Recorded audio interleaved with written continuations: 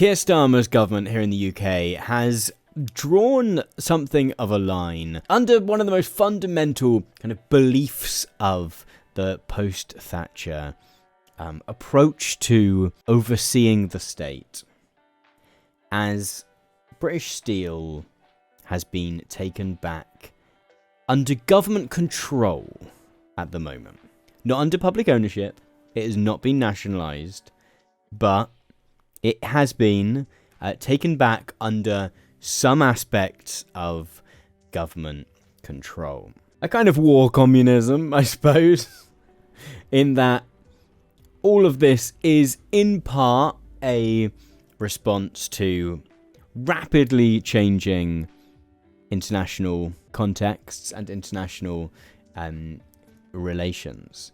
So anyone that is watching this from outside the UK will maybe need a little bit of filling in on some of the details around this. This is very much one of those stories where feeling it from watching people discuss and react to it within the UK feels like one of those news stories where on day one, no one knows anything about the production of steel. And by day 4, everyone you speak to has really in-depth opinions on how to oversee steel. So as things stand, the UK has one or two remaining furnaces, one remaining plant, which is capable of producing virgin steel. So kind of first time around steel, as it were. We have a few more that can do recycled steel, which is slightly less strong. But we have one plant that can still kind of make steel from scratch. And as things stand, for the last kind of 5 years, been owned by a Chinese company called Xingye. And over the past few weeks, they have been in negotiations with the UK government because it turns out making steel in the UK is not particularly profitable. There are several reasons behind this. One big one is that the cost of electricity and energy in the UK is extremely high. And making steel is an extremely intensive, energy-intensive process. It is also the case that at the moment there is a huge amount of steel on the global market. China in particular is churning it out. We've also seen over recent weeks the US introduce tariffs on steel of 25%. The UK doesn't make a huge amount of steel, it's worth saying. In fact, we were looking this up during some of the discussions around whether the UK would respond to what were then suggested tariffs, including the 25% on steel. We were looking it up on stream, and because one of the options potentially was that the UK might drop its digital services tax, which gets charged to Amazon and Meta and Twitter and kind of all those companies. And one of the kind of things that very quickly came up was that actually the amount of steel that the UK sells to the US was less than even the tax on the digital services tax. However, steel is obviously a very useful thing to have. It is pretty fundamental to most infrastructure projects, to a lot of construction, whether you want to build railways, whether you want to build tall buildings, whatever it is you want to do. Having steel is handy if you want to make weapons, right? Because we are living in a world where at least a few weeks ago, Keir Starmer was trying to place us at the centre of a kind of European response to America potentially drawing out of Ukraine. That now seems to have become quite overshadowed by the trade war situation. The trade war has somewhat overshadowed the ground war. The massive turnaround that this... So effectively what's happened is on Saturday, Parliament was in recess, which is kind of like their little holiday where they don't sit for a while. Keir Starmer and his government kind of brought them all back to Parliament to vote through emergency legislation. Effectively, the Chinese company that owns British Steel were preparing to close down the furnaces, and steel furnaces, like, you have to keep running them. If you turn them off, they can effectively break. Or if you want to turn them off and have it be possible to turn them back on, that's like a ball ache, I think, is the official phrase. And so it's like sort of big, like, emergency situation. And as things stand, laws have been passed which mean that the company which owns British Steel is not allowed to turn them off. If they fire anyone, the government is allowed to reinstate them. The government is allowed to, like, enter the premises to kind of take it over. They still technically own it. However, the government has significant control over how the company is run. And this is such a massive turnaround, right? So this company was sold to a Chinese company in 2020 under sort of Boris Johnson's watch, in an era where a Chinese company owning the only sort of plant in the UK that can produce virgin steel was kind of viewed as a, like, yeah, globalization, man. Let's like that's absolutely fine.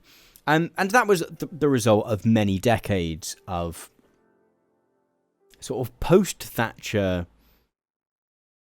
trade policy, in which the government kind of having an industrial strategy was viewed as kind of anathema to the magic of the free market, in which the government owning as key aspects, key industries, key infrastructure capabilities was viewed as a sort of ridiculous notion, a thing of the past, right? And therefore, a situation in which a Chinese company owning the UK's steelmaking capacity was viewed as like a kind of natural thing that is fine and no one should ask too many questions. And yeah, all of this was part of kind of, this view that a government having involvement in any of those aspects was kind of ludicrous, was wrong, was to work against the magic of the free market. A couple of years ago, I worked on a piece about energy privatization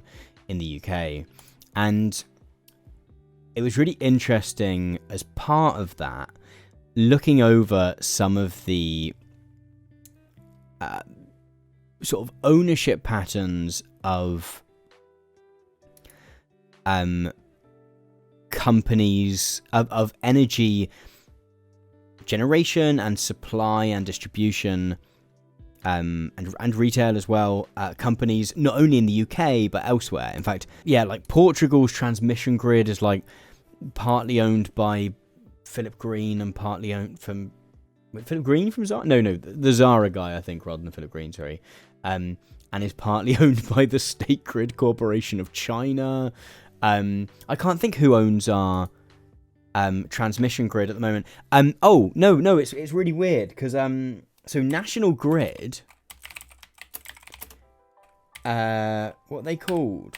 What's the Brooklyn Nets, isn't it? So I went to see the Brooklyn Nets while I was in New York, maybe a year or so ago, and it was really bizarre to find that one of the big sponsors of the Brooklyn Nets was the National Grid, which is like a company which started out as like the UK's National Grid, but is now some kind of like internationally held a company. And it was also like amusingly close to me having finished working on this video as well. So like just at the point where I was like, oh, I'm really glad to not have to think about the national grid for a bit. I suddenly found myself like in the US being like surrounded by it. And it's been really interesting to reflect on, because I mean, like, I make a bunch of jokes in that video about whether it's a particularly good idea, you know, beyond the thing of like, should the company be owned, should a vital piece of infrastructure like your electricity transmission grid or your gas lines or indeed your steel making capabilities, beyond the question of whether they should be owned by the state or not, should they be owned by not only companies from a different country, but, you know, particularly a lot of Chinese companies have a lot of state involvement. Just doesn't seem like a great idea. But I guess even domestic shareholders, it probably doesn't feel like a great idea for domestic shareholders to be able to shut down your power grid or your steel-making capabilities or what have you either. And so for us to suddenly see this turnaround has been a really interesting thing to watch, because I think to many people there's a real common sense to the idea that these really kind of critical industries, that these things that are vital to kind of the basic infrastructure of the country should be in some kind of control where the government can pull the strings a little bit, or at least that they're protected from sort of malign influence, I guess. Like, should Newcastle United be owned by Saudi Arabia? I mean, we can go back and forth on whether Newcastle United is essential infrastructure.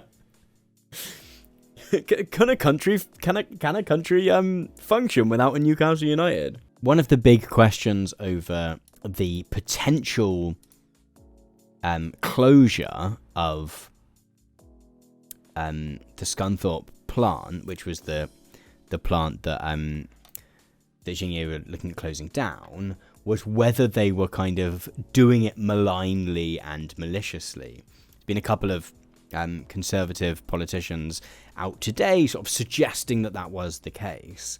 One of the suggestions, you know, whether the suggestion is that they were keen to undermine the British ability to make steel as a kind of clever tactic, or whether they were trying to, or whether the goal was to, rather than produce virgin steel in the UK, whether the goal was to bring Chinese steel to the UK to kind of run it through to make recycled steel, and therefore be able to kind of slap a British logo on it rather than a Chinese one, in an era where it looks like China will have a lot more tariffs placed on it, at least by the US, if not by other countries. In the view saying it doesn't matter if it's a Chinese company or not, it's bad because of neoliberalism, stop with a biased take regarding China. I mean, yeah, no, like, I full on agree with you, right? I don't think there are plenty of aspects of our infrastructure, there are aspects of our health service that are owned by American companies, right?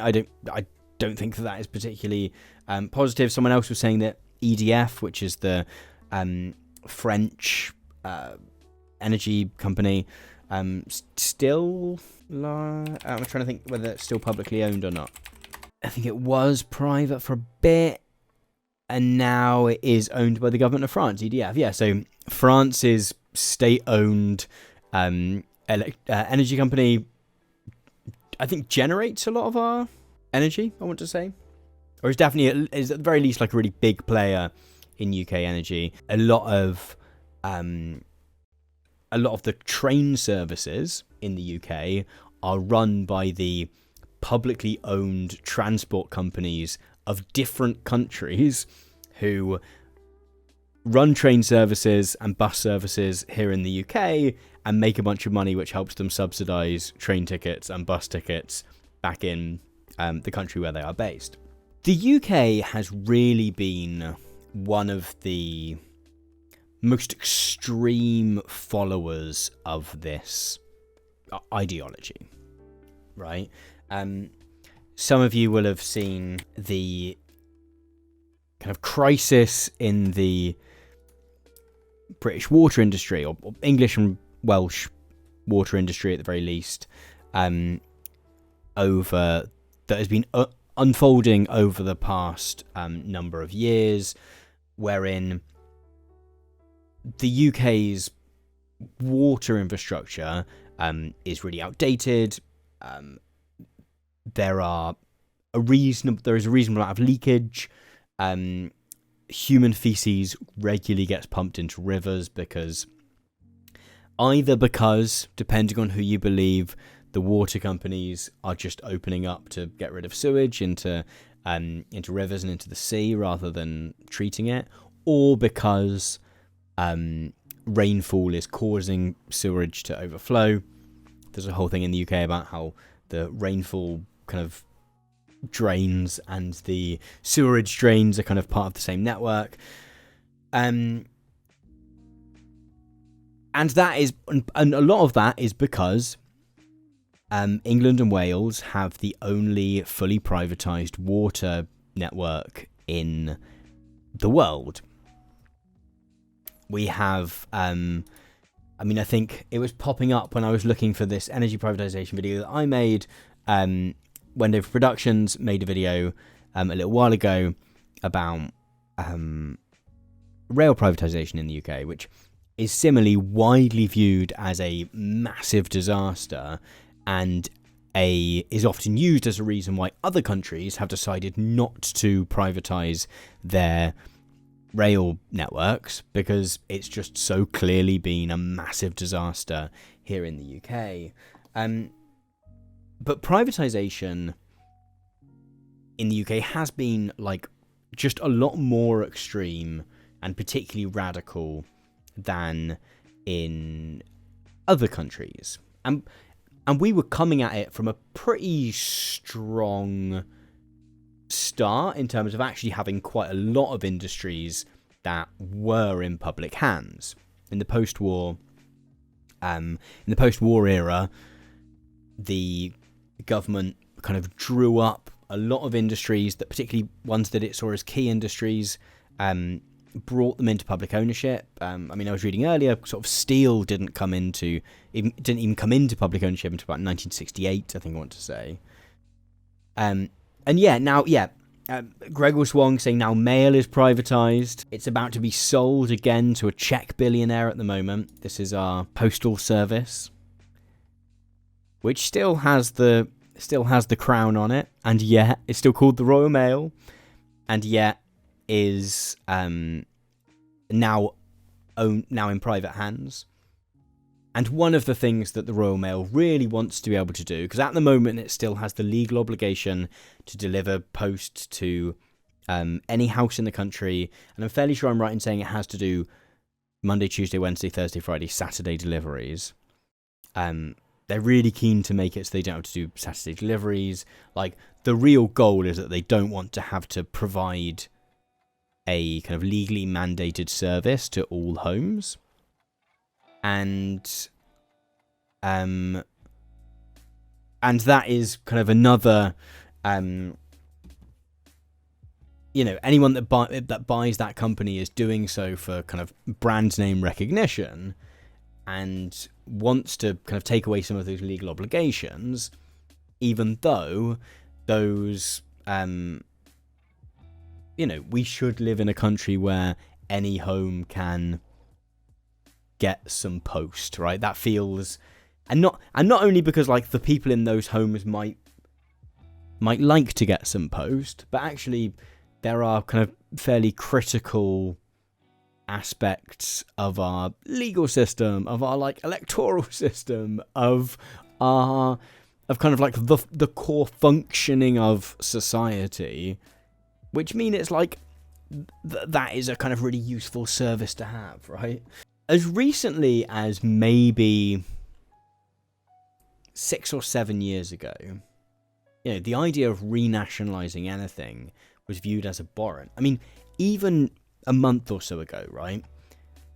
So I was talking there about the fact that the UK is currently facing a massive crisis in its water supply system and sewerage system.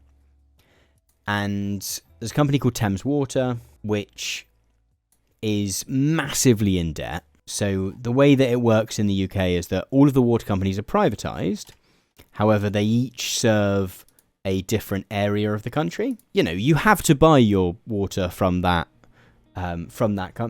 company. However, so they're very much a monopoly for the area. Here we go. Thames Water do Oxford, Swindon, that kind of area. And only some of London. I assumed they did all of London. But they're currently in massive problems because they're just massively in debt, even though the privately owned, even though the shareholders of the company have taken huge dividends over the last bunch of years. And so we find us, and one of the potential solutions that was floated for this was that it could be brought back into public ownership. Like, why not? If the company has failed massively, then you don't need to pay anything to the shareholders to take it back into public ownership. You can just kind of do that, right? The company's not worth anything. And yet there's been kind of hostility to that, skepticism to that on the part of the government. The only place where there's been some move has been in regard to the trains, because the trains have similarly been in crisis. And yet, suddenly, we have British Steel, currently still privately owned, but very much under government control, and looking extremely likely that it will come back into public ownership. Might be proven wrong by this, but it is seeming very likely that it could. And all of this is, the flick of the switch that has been through really two key events. The first being the idea that the US might pull out of Ukraine, and a sense that Europe needs to be on a kind of war footing, and that the US might pull out of NATO, and therefore the UK, France, Germany needs to be kind of ready to defend themselves in a way that maybe having US support has meant they've not had to be. And steel is a crucial aspect of that. But also this kind of breakdown in the international order in terms of trade, which is always one of the arguments for having, for making sure that whether or not you have nationalized services, that you have certain capabilities within a certain country. I remember talking about this in a stream a bunch of years ago now, where we were talking about like the Ever Given, and not only something like the Ever Given, but also like COVID, right? You don't need a war to happen for it to be a trade war or a ground war or a whatever kind of war, for it to suddenly be a good idea to have certain capabilities available within your country, right? Supply lines can be a problem. You might have a global shutdown for other reasons, right? It might be that you want to close your borders because there's a disease for a bit, right? And yet it has been both a trade war and the prospect of war. That has suddenly changed a lot of politicians and journalists' thoughts on this one.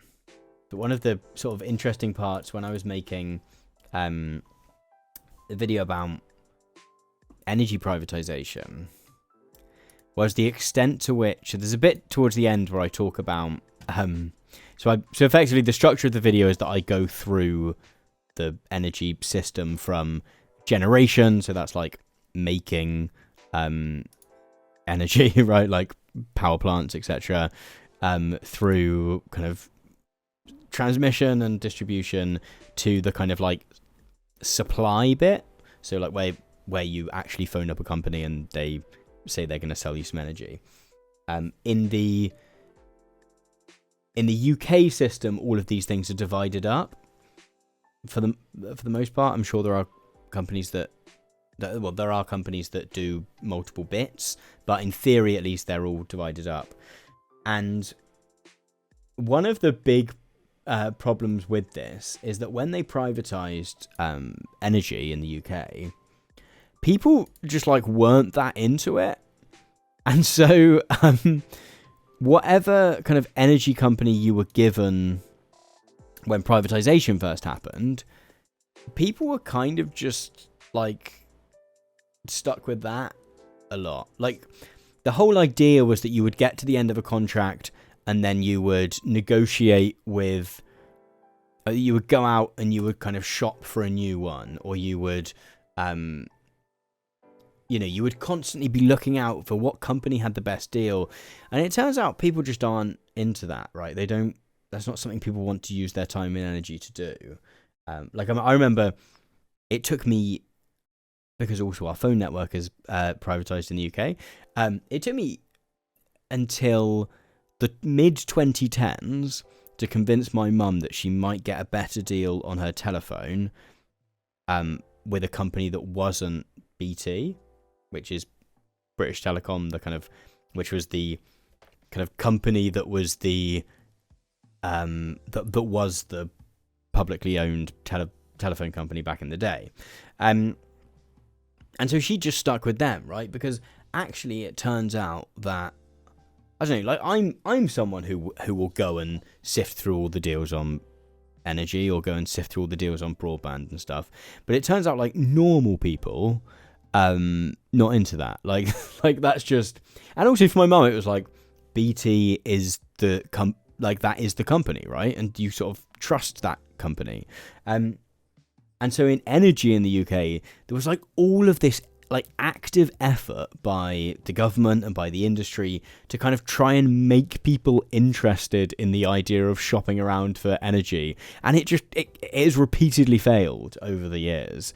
And then to the point where we have eventually have now ended up in a slightly different scenario, because there's energy caps and all of it, because energy in the UK is ludicrously expensive for whole other reasons, some of which is that we don't generate a huge amount. Some of it is that we have this ludicrous system where whatever the most expensive form of energy that has been produced on a single day, all energy is priced at that, so there's no benefit. We've made up a thing where you can't benefit from the fact that solar and wind are really cheap because that gets charged. Anyway, I digress. I mean, it's been interesting to see that it's been Reform, the populist right company, political party, have once again managed to steal a bit of a march on Keir Starmer and have been pushing for nationalisation at a point where Labour have sort of suggested that it is a thing that they will probably have to do, but have still been sort of suggesting that they would like to avoid it. I mean, the big thing that is the question is, because in theory, nationalising British Steel makes a lot of sense. It made sense 5 years ago as well as now. It's only now that we kind of have the events have shifted to the extent that there is a feasible political argument to be made. One of the questions is like, well, what do you do with all this steel? Like, there isn't a huge market for British steel as things stand. It will probably be more expensive than steel from other countries. There is this massive supply of steel at the moment on the global market. To which I think my response would be that we actually have a huge amount of infrastructure projects which should be happening in the UK which currently aren't. Right? Our rail network, HS2 got cancelled, but should by all rights continue to be happening. Our rail network, needs increased capacity because trains are currently extremely expensive, and yet they're always full, and there's not really the ability to have more trains because the capacity is stuck. We need huge amounts of housing. We particularly in London need dense housing of the kind that uses steel. Like, to some extent, it feels like there's the opportunity to go like, oh shit, we're going to have a load of steel. Let's use it to kind of solve some of those other problems as well. Because, we've spoken a couple of times already today about the fact that the reason that the government is stepping in to save steel is at least partly because it's viewed as a kind of national security thing, right? That if we were to need to produce weapons, then or tanks, whatever it is, then having steel is necessary. And that this is a vital piece of infrastructure for the country. However, like, being able to house people is also like a really critical part of our infrastructure. Being able to move people around. Like, the fact that we don't view those things as important because they are not directly associated with mobilization for war is bad. I don't know what to say. Like, and that has sort of been the case in the past as well. This also isn't something massively new. In the past, like, big schemes of, I made a video, some of you will have seen, towards the end of last year about housing, and this is Ramsay MacDonald? No, David Lloyd George, sorry. This is David Lloyd George here, getting patted on the back by the lads who introduced some of the first public housing in the UK. And the reason we got public housing in the UK was at least part because the government worried that the quality of housing stock was so bad that if we had to go back to war again, people would be too sick because it was like a nightmare for disease because infections would just run riot through slum housing. Like, there is this kind of horrific reality wherein doing the correct thing only happens when it is accidentally useful for the purposes of war. I know it's like a cold take, but I think that's sad. So I feel like I should have been able to round that off. But yeah, obviously that is ludicrous. I mean, I do wonder if there's other things that we can wrap in the cloak of national security to get them to happen. So I think, what did I get up? So one of the things that I find really interesting, and I think is a clever thing that the Labour Party did when they got into power, but have never quite followed through on in quite the way that they could have, is that Ed Miliband, who is effectively like the Environment Secretary? I'm trying to think what his role was called before. Okay, so it was kind of part of business and energy before. But so Ed Miliband's kind of job title is that he is Secretary for Energy Security and Net Zero, which I think is kind of clever, right? Because Ed Miliband for a long time has been like the Labour Party's climate guy. And yet by managing to go, like, his goal is net zero, but we're going to kind of wrap that up by going, oh, also, us producing our own energy would also be like good for national security, right? We could have energy security. It's, to my mind, quite a clever way of like just wrap a Union Jack around it and make it sound like it's a bit more of a security thing, even though, it's actually kind of climate change. He's actually trying to stave off climate change. I don't think they've lent on that as much as they should have, but they totally should have. You can see the thinking behind calling it that in the first place, even though they haven't followed through on it. And I totally think let's just start making. I'm a big old peacenik, but let's Like, I'm all for, like, let's just pretend stuff is for national security if that wins the argument, right?